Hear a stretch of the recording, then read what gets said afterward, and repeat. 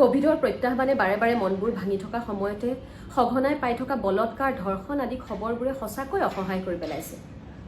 কিমান আৰু হেশটেগ লগাই ন্যায় বিচাৰিম কিমান মমবাতি জ্বলাম বা কিমান চিঞৰিম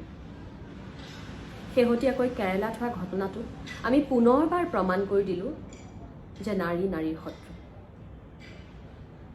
শেহতীয়াকৈ ছ'চিয়েল মিডিয়াত ভাইৰেল হৈ থকা আন এটা ভিডিঅ'ৰ আগ ধৰি কওঁ যে এগৰাকী নাৰী বাছতেই হওক অ'টতেই হওক খোজকাঢ়িয়ে হওক বা নিজৰ ব্যক্তিগত বাহনতে হওক তেওঁ 3 মহীয়া পানী কেঁচুৱাই হওক বা অক্সিজেনৰ মাস্ক পিন্ধি বিচনাত পৰি থকা ৰোগীজনী হওক বা 90 বছৰীয়া আইতাজনীও এইখন সমাজত কিন্তু কোনো সুৰক্ষিত নহয় ধৰ্ষণ বা বলৎকাৰ এতিয়া এটা ঘটনা হৈ থকা নাই এইবোৰ এটা বেমাৰলৈ পৰিণত হৈছে গতিকে বৰ্তমানৰ নতুন চৰকাৰখনে যিদৰে সুন্দৰ সুন্দৰ সিদ্ধান্ত কিছুমান গ্ৰহণ কৰি সমাজখন আৰু সুন্দৰ কৰিবলৈ চেষ্টা কৰিছে তেওঁলোকক অনুৰোধ কৰিছোঁ যে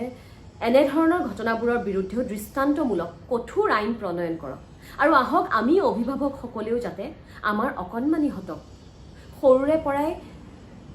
আনে তেওঁক কিদৰে চুলে কেনেধৰণৰ স্পৰ্শ বেয়া বা